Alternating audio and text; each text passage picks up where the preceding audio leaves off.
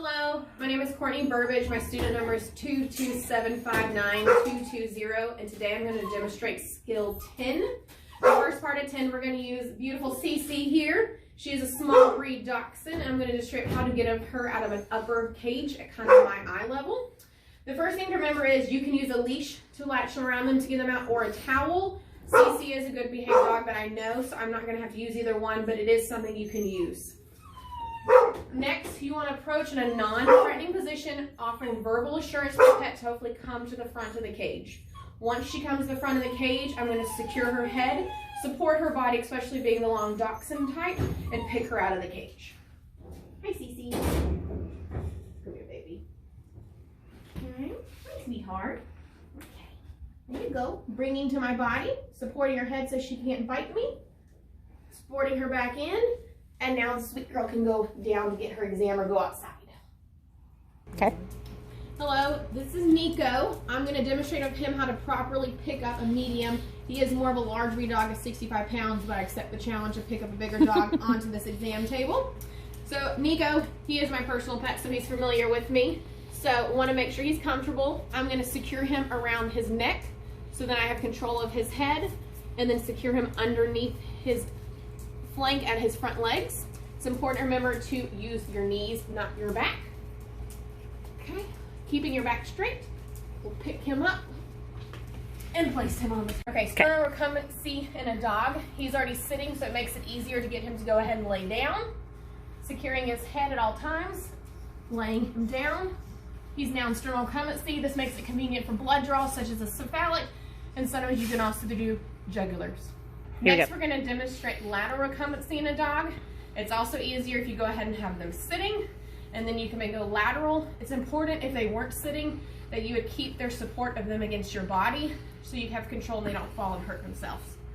So for him, he's sitting. I'm next going to ask him to lay down sternal. Oh no, baby, you're okay. And then using my right arm, my bad. He's in lateral. Use this arm to keep his head down, and then you'll use your back to slightly move their leg up so you have control over them in lateral recumbency. So next I'll be demonstrating how to do a gauze muzzle. It's important first to get a gauze long enough because you don't want to get close to the dog's face. Keeping it even in the middle, tie a small knot. This knot will be used as a weight to kind of hold it down. So cinch the knot. Next you'll want to actually make the muzzle part. So you'll make a small loose loop. This part will go over the dog's face, like this. Make sure you keep away because technically this is a ferocious animal.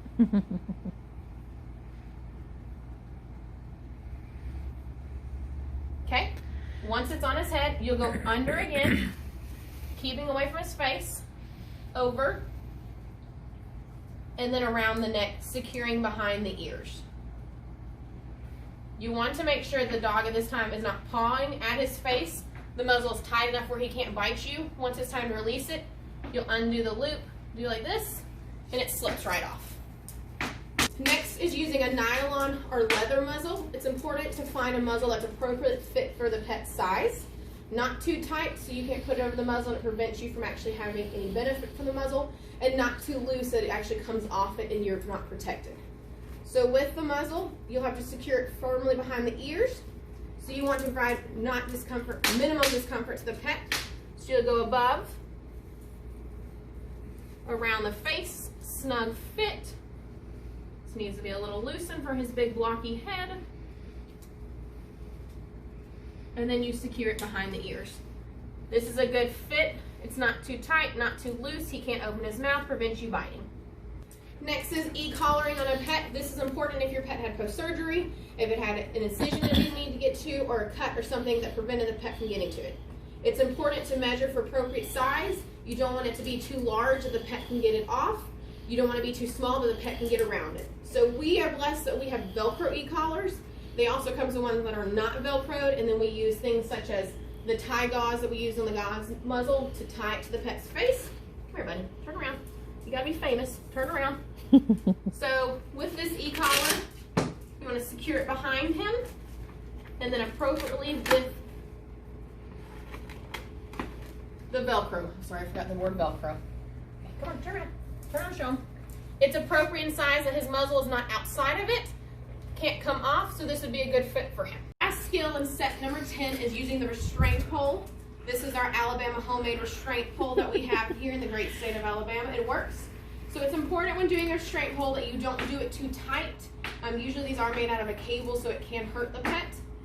At the end, there's a tightening part, and with that you'll tighten up against the dog. So on him, you just restrain it around his neck, just like you would a leash. Pull onto the side, and you have good control of their head with the restraint pole, keeping a distance to not get injured. Once it's done, you just loosen it. With our Alabama homemade one, it takes a little more to loosen. Maybe a little more. There we go. And remove from his head safely.